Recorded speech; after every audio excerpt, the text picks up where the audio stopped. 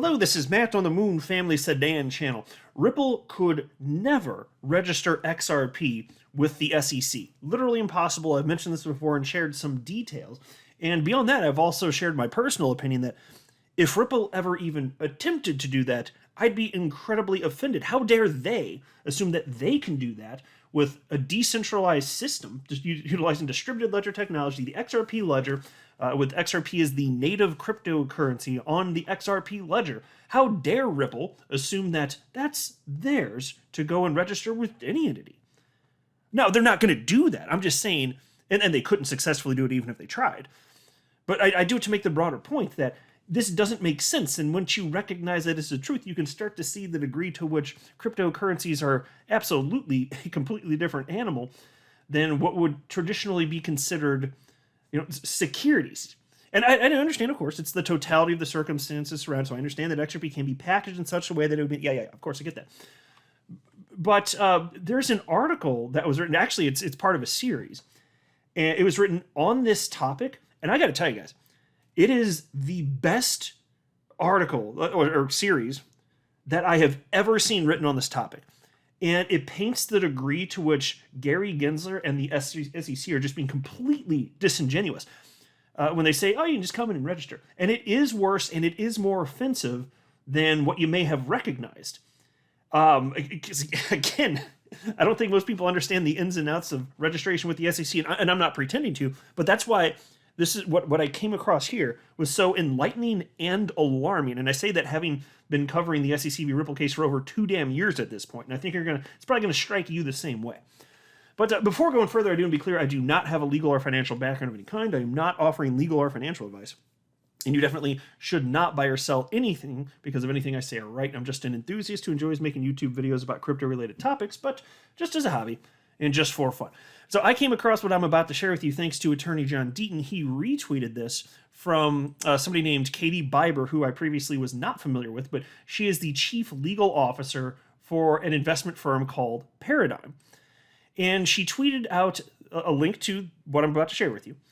And she wrote on Twitter the following: just in case anyone is still falling for the Gensler SEC's come in and register shtick, here is part 3 in Rodrigo's terrific series dismantling the idea that it's possible. And so Katie here, chief legal officer for Paradigm, is noting what the SEC is saying to come in and do is literally impossible for almost any entity. And before even diving in, I will note that, and you may be aware of this too, there are some cryptocurrencies that actually have been registered with the SEC, but here's the thing to know right off the bat before we start getting into the nitty-gritty. If you're talking about a centralized cryptocurrency that you have control over, then you might be able to find clever ways to register, but if you're talking about a decentralized cryptocurrency, well, no, I mean, you're not even going to know all the transactions, who's participating. It's already there. You can't do it. The SEC wouldn't allow that. So it is literally impossible if you're talking about but find little asterisks here.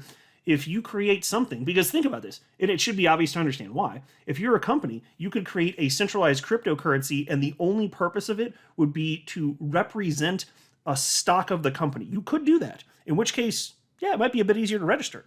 But is that what cryptocurrencies are actually doing? Is anybody doing that? No. That is not the reason that people are creating cryptocurrency. Not that he couldn't see that used for such a purpose in the future, but I think you get the point, the broader point I'm making. These are different animals, and it just doesn't make sense. And so there's a few parts to this series. Now, part 1 was a bit brief, and it didn't focus as much on the core topic I want to cover here, which is that you can't register. If you're Ripple, you can't register XRP. It's not possible. The SEC will say you should have done it, but you can't do it because it's impossible. And then part 2, I shared a bunch of case studies, in which case there were registration attempts, and there has been some success in registration, by the way. But there's been a lot of failure as well. So that's part 2. I'm not going to go through that. Then it brings us to part 3 here. And this is what I found to be the most interesting here. And this was published just a couple days ago by Paradigm. Here you can see, written by Rodrigo Sierra. I'm not sure if I'm saying his name correctly, but Rodrigo Sierra, Justin Slaughter, and Katie Biber, who again is the chief legal officer. And they wrote the title, The current SEC disclosure framework is unfit for crypto, and you're going to see why this doesn't make sense. And so I actually printed up this bad boy. Got these pages, these dead trees all up on my little Moon Family Sedan fingers. And it's 24 pages as printed, though I think the last 6 pages or so is pretty much just footnotes. But I highlighted the parts that I found most relevant. I'm not going to read literally the whole thing. I think that would be too much. I just want to get to like the bigger points and the parts that I personally, subjectively thought to be the most impactful here. But it's going to open your eye. If you've not seen this thing, and I hadn't seen this, I'll tell you that, it is eye-opening.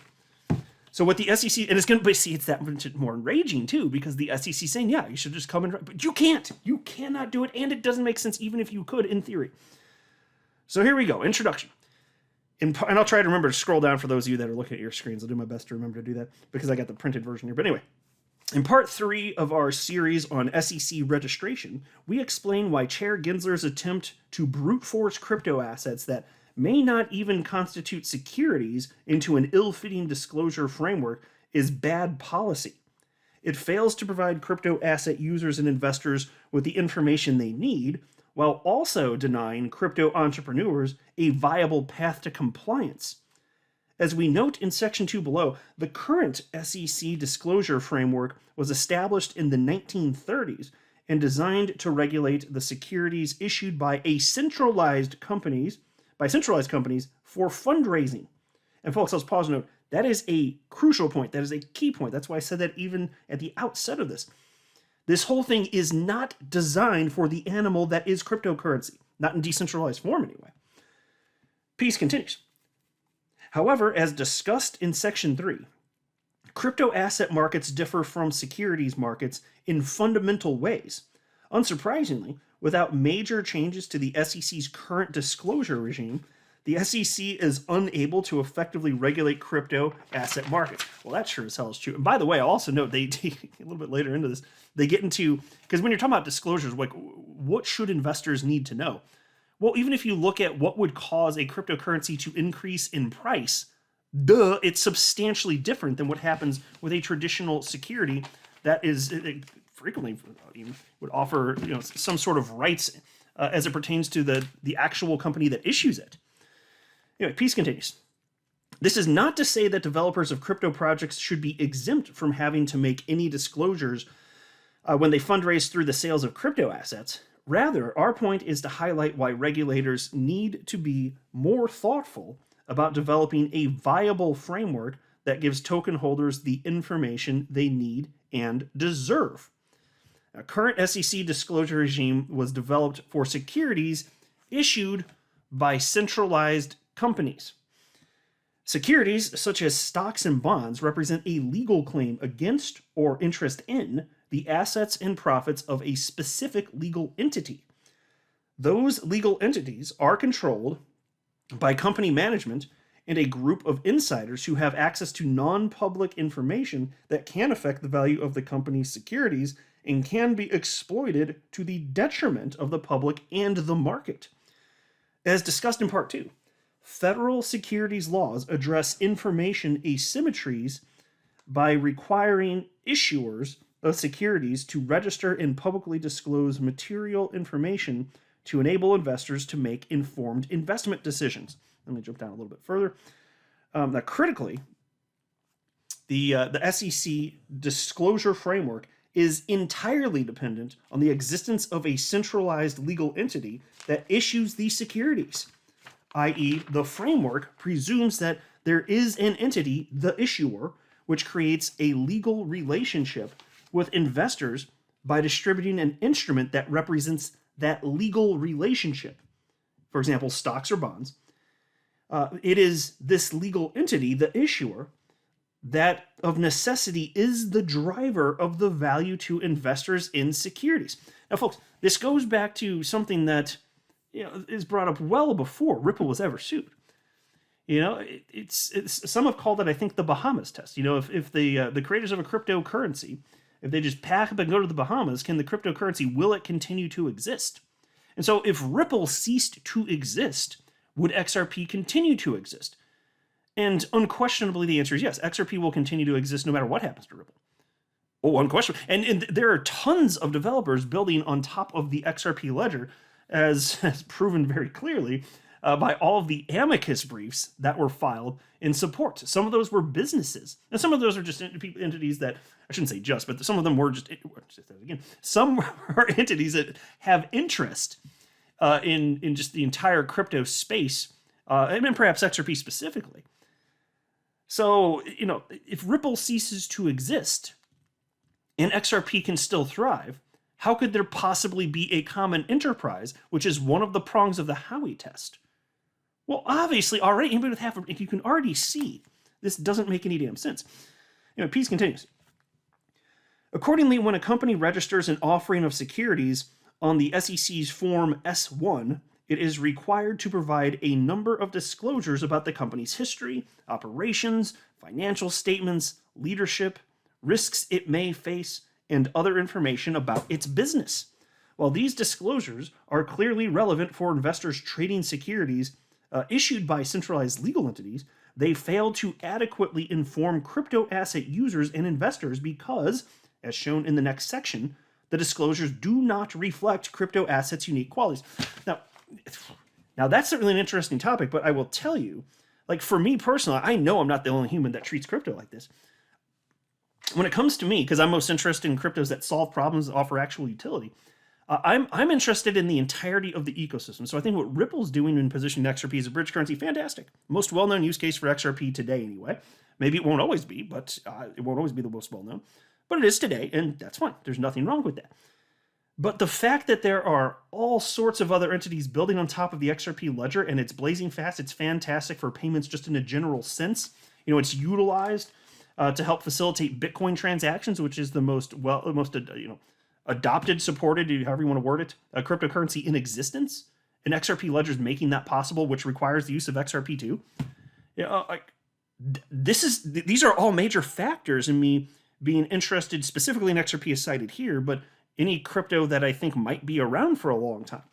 And so if you're just talking about having disclosures about a company, even if it's an issuing company, well, kind of the point of crypto is to be decentralized. So once the crypto is decentralized, what the hell does it matter? We're talking, what we want, what we should be looking for is broader adoption from various developers. Duh. So already you can see clearly here that this is none of what's in place now is designed in any way to help the little guy out there. It's not designed to help the investors that the SEC has sworn to protect. Rather, what they're doing is destroying opportunity because of reasons. That's what they're doing because they're absolutely asshat pricks and I hate them. Piece continues. Markets for crypto assets differ fundamentally from securities markets.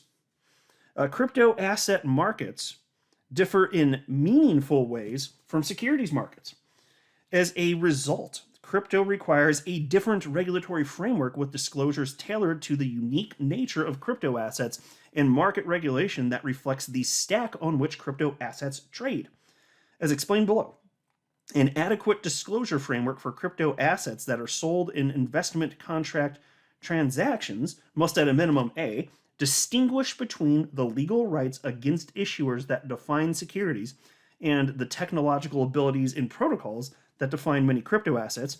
B, reflect that, unlike securities, crypto assets exist independent of the entity that initially sold these assets in fundraising transactions. C, reflect that crypto assets can accrue value differently than securities. And finally, D, reflect that crypto assets operate, trade, and settle on a very different technology stack than that used for the trading of securities. Most crypto assets do not provide legal rights against an identifiable issuer, but rather provide technological abilities enforced by a blockchain-based protocol. And so, folks, think about this. An easy way to just conceptualize this concept. Like, if you're buying a stock, are you buying it because it's a representation of the value of the company? Or are you buying the stock because you think it's going to somehow offer some sort of unrelated utility? Have any of you bought a stock because you're like, well, I got a representation of the price of the company right there. Look at that market cap. But I think that it could also just be a bridge currency in the future. I think that you could just bridge it up with this son of a bitch. Has anyone ever done that? No. Obviously not. Piece continues. As compared to stocks or bonds, crypto assets typically do not represent ownership of an interest in a legal entity, nor any type of legal claim against one. I'll go a little bit lower here, and I did try to be kind of selective because it's a somewhat lengthy piece. It's all awesome, like it's worth an entire read.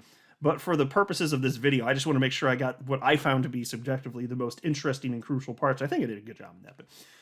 But anyway, piece contains crypto assets are also fundamentally different from securities because they can exist and function as intended, independent of the ongoing existence of the legal entity that created them. Oh, the Bahamas test, there you go. If Ripple goes away, does XRP keep existing? Yes. What if a company that has issued stock ceases to exist? Well, that's actually addressed right here. Check this out.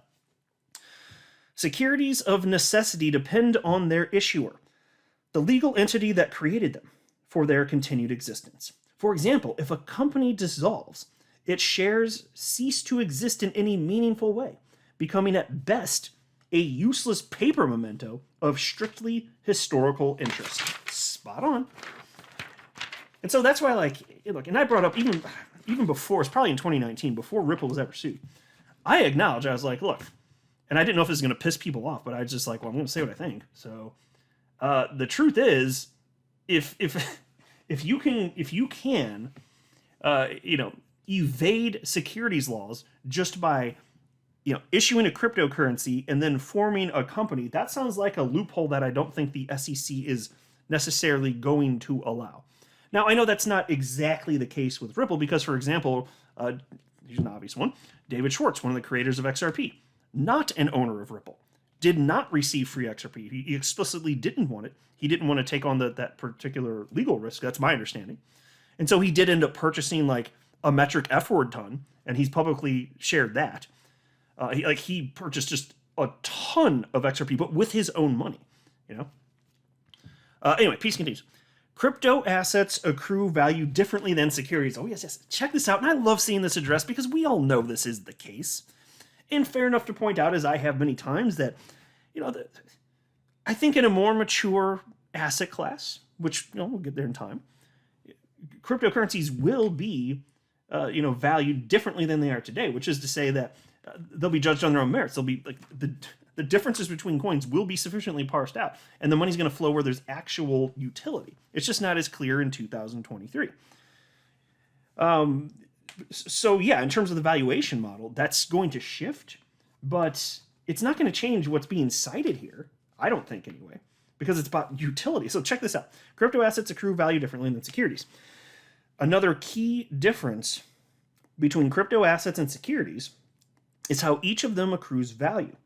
It is basic financial dogma that the price of a company's shares reflects the market's expectations of that company's future financial performance, discounted cash flow. However, the value of many crypto assets is not tied to the financial performance of any centralized entity. This is most evident when looking at the markets for the most widely adopted and decentralized crypto assets like Bitcoin or ETH, which, like other commodities markets, are largely driven by general market forces and expectations of the future demand for use of the related protocol. Folks, utility, just let me translate that. Utility is what matters. The same damn thing is true for XRP. It's not about Ripple's performance. That's why so many people have begrudged. I've seen many times. All the good news with XRP, not hard to find people that over the years, historically, have said, well, why isn't the price of XRP moving then? It's because the vast majority of XRP holders don't give a damn what Ripple's doing. That's why. You can find people, it's not that hard, you can find people that are like, well, I care, or why isn't the price going up? But most don't. Most purchasers of XRP for the first time don't even know Ripple exists. John Deaton has evidence of that, in fact. Piece continues. People obtain crypto assets to use them within blockchain networks and applications, or to hold them in anticipation of increased future demand for such use, as opposed to securities which are only ever passively held. Now, folks, how many of you have purchased for such reason? I have. I'm expecting way wider adoption than what we have today. Duh! That's completely different. Anyway. A crypto assets utility, as well as the underlying protocol's mechanism design, can therefore influence the value of the crypto asset more than the financial performance of the entity that's created them. And again, no matter what Ripple does, it doesn't impact the price of XRP in terms of their business performance. It just doesn't. XRP has moved in tandem with broader crypto markets since inception. That's just the truth. Let me scroll down a little bit further here. Okay, here we go. Clarity is needed to determine whether registration is required.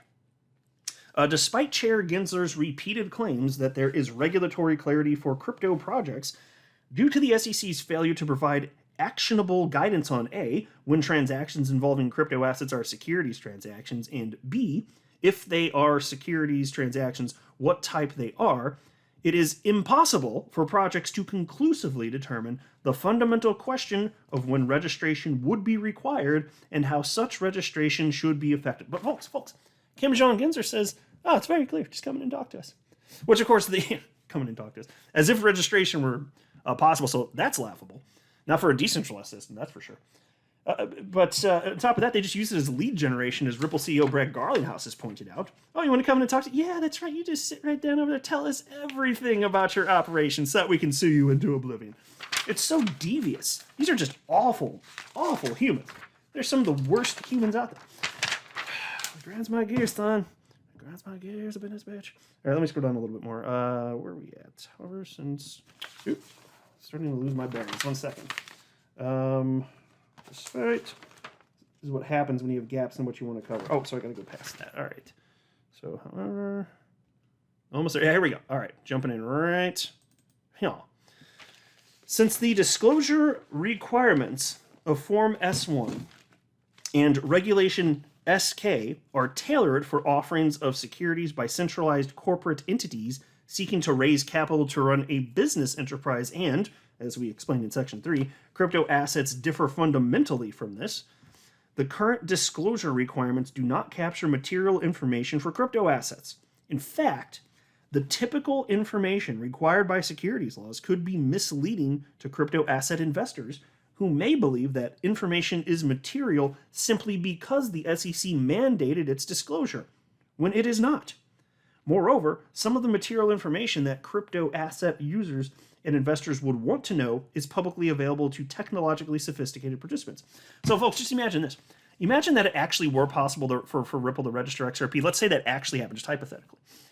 And then you're somebody new to crypto, you're jumping in, you're like, oh, this XRP thing, it's registered, here we go. I should just go ahead and buy me up a bunch of them. Little XRP things. Let's get a whole mess of them, right? Okay. And so then what has the SEC required be disclosed? Information specifically about Ripple. But what about the broader XRP ecosystem?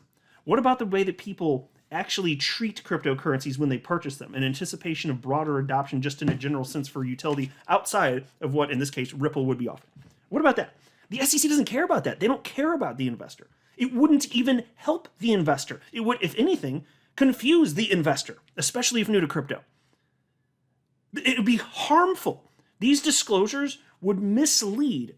And that's why I was saying at the outset of the video, you know, if you've never seen this piece, and again, this was new to me, this is just part of it was published a couple days ago.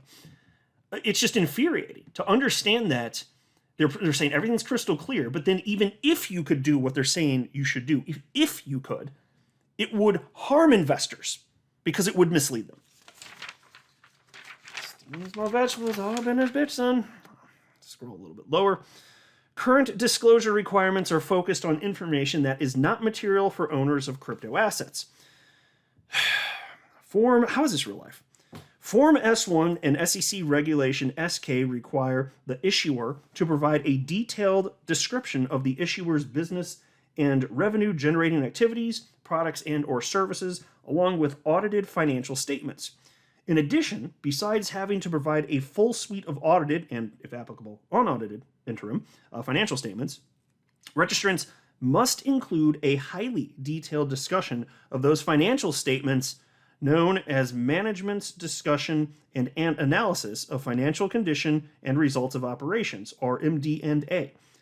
While it may be possible for some sellers of crypto asset securities to provide such information, in many instances, this information may not be particularly material and could wind up actually being misleading to purchasers. Unlike the typical initial public offering, a crypto asset security offering may be conducted by a seller with little to no operating history and no recent periods of profitable operations.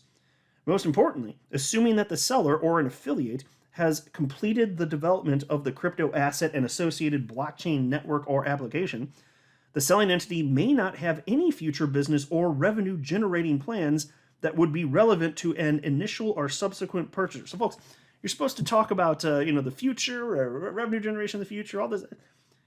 It doesn't even apply in many instances. It's like you can't. That's what I'm saying. It's just one more example. You can't go in and register unless, in theory, like I cited at the outset of the video, you have a centralized blockchain, something like that, and that actually has been done before. And then there's one example, I can't remember the name off the top of my head, but I've talked about it on the channel in the past, where they got to the point where they subjectively decided, well, it's now decentralized enough, so we're just going to go ahead and not file anything with the SEC moving forward.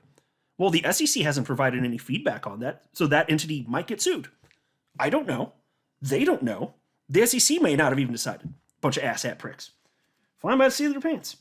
Peace continues. Simply put, the original creators of crypto assets often have little relevance to the value of the asset being sold and only become less relevant over time. Folks, when it comes to long-term viability of XRP, I have seen it in just the half decade plus that I've been in crypto.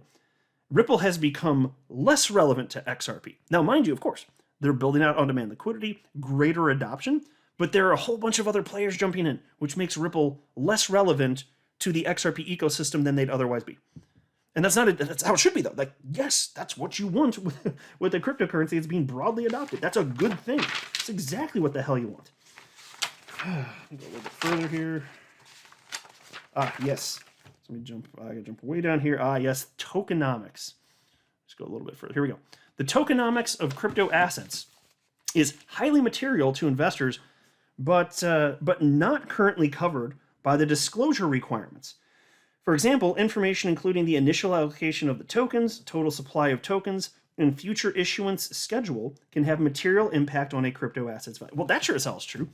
Supply and demand is a thing, and then psychologically, what's it going to do if you know that so-and-so amount is going to be at some point available in the future, but it's not right now? To some degree, that's going to play in. So that's not required, but you want to know specifically what one developer out of many building on top of the XRP ledger, you want to know what the one developer is doing, despite the fact that there are probably, I don't know, at least hundreds out there. You want to know what the one is? You want to know what Ripple's doing? And screw tokenomics. We're not going to even have any sort of requirement surrounding that because they haven't changed the requirements even one tiny bit since the inception of crypto. I mean, not for crypto. There may have been changes, fine, but not for crypto. Consumptive use / utility. They wrote, securities are by and large passive investment instruments that cannot be used or consumed in the same way as a commodity or collectible. But crypto assets are generally designed to be used within a blockchain network or application.